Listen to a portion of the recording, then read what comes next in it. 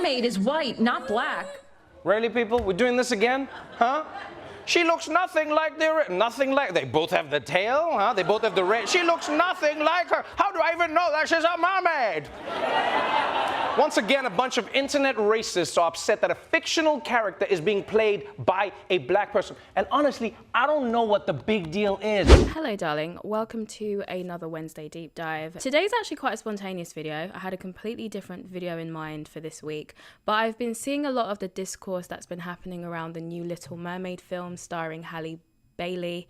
I have to actively think about her name because it sounds so similar to Halle Berry, and so my brain wants me to say Halle Berry, but Halle Bailey. Okay, I'm probably gonna mess that up at some point, but bear with me. So yeah, a lot of people have been talking about the new Little Mermaid film, and there's a lot of discussions on both sides. Some people are really upset about the fact that they've race swapped her. Some people are happy about the fact that they've race swapped her. I actually have some opinions on this particular topic of race swapping, and so I thought I would share my 2 cents on the subject. I do think that within the mainstream, the discussion is lacking a lot of nuance. And it seems like the summary of the takes that I've seen so far is very much race swapping good. If you disagree, bad, you bigot. And I have a lot of issues with this for a number of reasons. The main reason is because I think that the argument that everybody who disagrees with this race swap is a racist is incredibly lazy. Unfortunately, it seems like nowadays we're living in a time where people don't care to understand people with different views to their own. It seems like if someone disagrees with you, the quickest way to shut them up is to call them some kind of phobic or some kind of ism. Nuance seems to be dying on the internet, and it's very sad and it's very depressing because I think that this topic, I can understand both sides of it, and I think that the solution is actually very straightforward, and I don't think people need to be even arguing about it, in my personal opinion. So I'm going to share my observations as to why the two sides have the views that they have and how we can meet in the middle. Now, this side of the debate is a lot more complicated than I think people wish it was. People seem to really like to oversimplify it by simply saying, those who disagree with this are racist. And as I said before, I think this explanation is beyond lazy. And the reason for that is because, first of all, it's not just white people or non-black people who disagree with this race swapping that Hollywood keeps doing. There are also a lot of black people who are very frustrated and irritated by the fact that Hollywood keeps race swapping. So to just brand everyone who disagrees with this decision as racist and to assume that all of them are white is very ignorant, in my opinion. Not only is this explanation lazy, but it also doesn't make a lot of sense, because if you truly believe the only reason why people would be upset with this race swap is because they're racist, and your idea is that people just don't want to see a black mermaid or don't want to support a black Disney film, then why is it that other Disney films that star non-white characters with non-white Western cultural themes within the plot have been massive successes? Why was Moana a success? Why was Encanto a success? Why was The Princess and the Frog a success? Why was Mulan a success? Why was The Emperor's New Groove films? Why were they a success? I could go on, because this is not the first time that Hollywood has made a non-white character be the lead. And not only have they made non-white characters be the lead, but they've also done stories that centered around non-white Western culture. And these were major successes. So how is that so if people are raging racists? The answer is, it's not so. People who dislike this race swap are not disliking it because they're racist. They're disliking it for a number of other reasons. And those are the reasons I'm going to discuss now. So the first explanation is that human beings are just very sentimental creatures. We build attachments to people, to things, and also to fictional characters. Women and girls, like females in general, tend to be the biggest people who do this. I mean, remember that whole Team Edward versus Team Jacob thing? I'm convinced that we lost our minds for a brief period of time during that Twilight era. But stuff like that just kind of shows you how much people build attachments to things. And so we don't really like it when people tamper with our favorite characters in any way. Oh my God, I've just remembered something. Do you remember when it was initially announced that Robert Pattinson would be playing the role of Edward Cullen? Twilight fans lost their minds. They were so angry. angry because they didn't want him to play Edward. And the crazy thing is, he wasn't even being recast. They were just angry because he didn't match the image they had created in their heads of what Edward looked like from reading the books. So imagine that's how people react when a character hasn't even been cast or established yet in the real world, let alone when it already has. Even if you're not changing their race, any type of change can be a problem because people just simply don't like it when you tamper with characters. Examples of this I can think of is in the UK. There's this really popular TV show called The EastEnders. And The EastEnders used to get into a lot of heat every single time they would recast characters because they did it fairly often. There's been so many characters that when I used to watch it, I don't know how the show is now, but there were so many characters that they recast and people didn't like it. The people they were recast with looked very similar. They were the same race, whatever, but people just were not happy about it. Other examples from the US of this is when they recast Aunt Viv in The Fresh Prince of Bel-Air. That didn't go over too well. Or when they recast Claire in My Wife and Kids. That also didn't go over too well. People were not impressed when they changed Aunt Viv and when they changed Claire. People don't like it when you recast characters. Not only that, but people also don't like it when one of their favorite cast members leaves the show.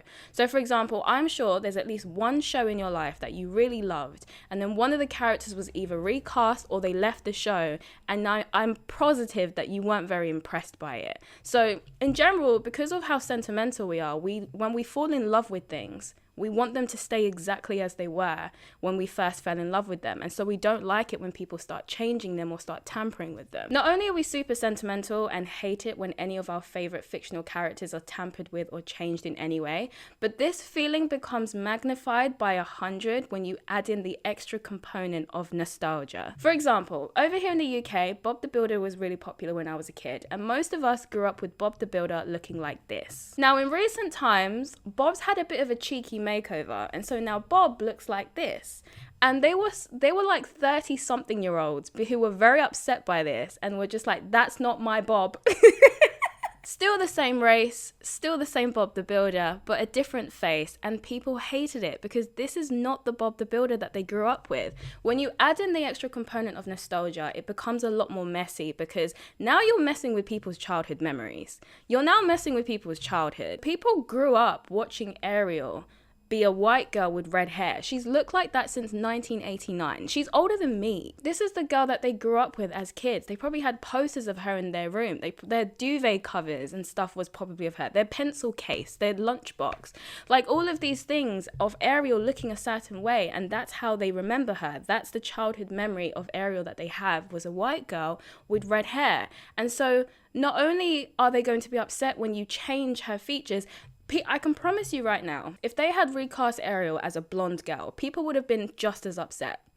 It's got nothing to do with the fact that the new Ariel is black. It's everything to do with the fact that the new Ariel doesn't look like the original. It doesn't matter how you would have changed her features.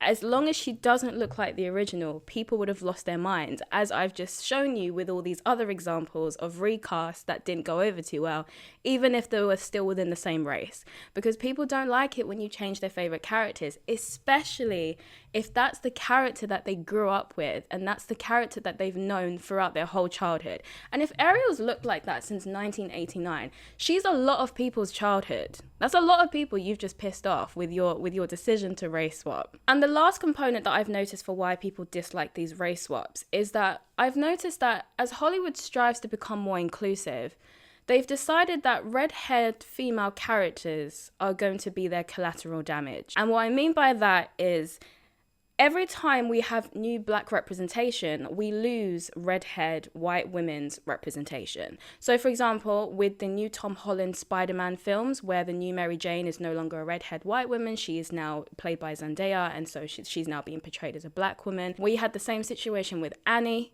There are also some other comic book characters, some classic comic book characters who are redheads who have now been replaced by black women. And so The Little Mermaid Ariel seems to be the new addition to this trend that Hollywood seems to be doing. So it seems as though as we black women get more representation, women with red hair seem to keep losing theirs. And I think that this is probably one of the biggest issues as well for some women who grew up on Ariel. Ariel was the only Disney princess with red hair. There was no other Disney princess with red hair when I was a kid. And so there were a lot of girls with red hair who looked up to Ariel because she was their only representation. She was their only Disney princess.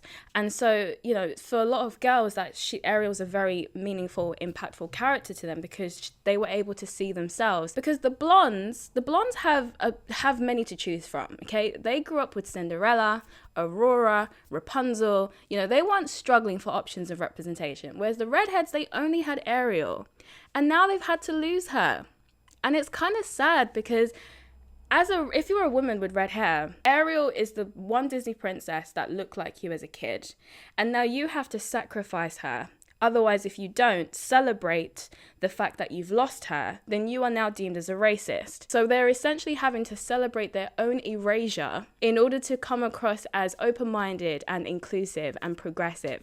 And it's messed up. Imagine being put in a situation where you're forced to celebrate your own representation being erased in order for you to be deemed as being on the right side of history. Now, of course, I'm very empathetic to the people who are celebrating this race swap. I completely understand why they are. You know, growing up in the Western world, one of the things that comes with being a minority is that you are going to be represented less in the media. Of course, that is changing a lot now. There's far, far more representation than there ever has been. But the people who grew up loving these Disney princesses and never really seeing themselves represented, I think those feelings of exclusion still linger in some people. And so when they see themselves represented as maybe their favorite childhood Disney princess, they get really happy about it. And so that's why I think they're celebrating this and are excited about it. They want to see these classically white characters being portrayed as a character that looks like them. And I've also seen a lot of really cute videos online of young black girls reacting to the trailer and being really excited because Ariel looks like them. And I think that things like that kind of really show you why representation means so much to children and why representation is something that people actively are trying to encourage.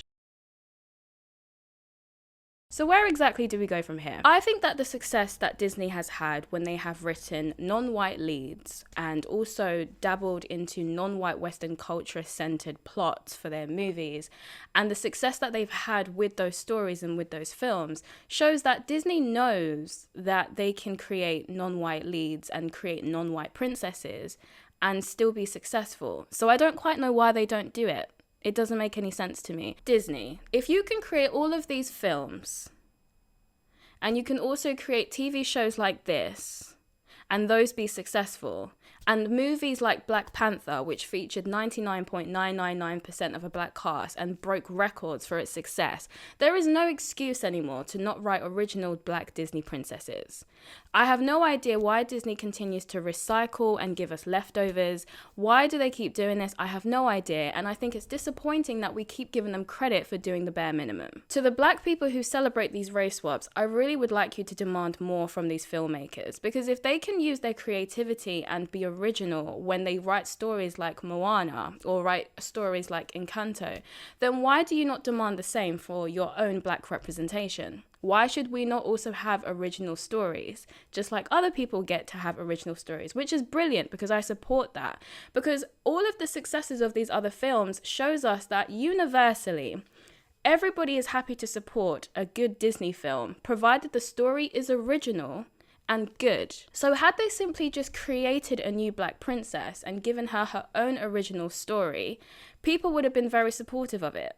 But they chose not to do that. They just keep choosing to recycle already pre-existing characters just so they can do their performative pandering. And I think it's time for us to stop celebrating that. There's really no reason why we should be celebrating this. I think it's really annoying because I do agree that representation matters, and I think it is beautiful to see the reactions of young black girls seeing themselves represented as Disney princesses. And I think they should absolutely have that, but it should be done properly. And this isn't the way to do it properly.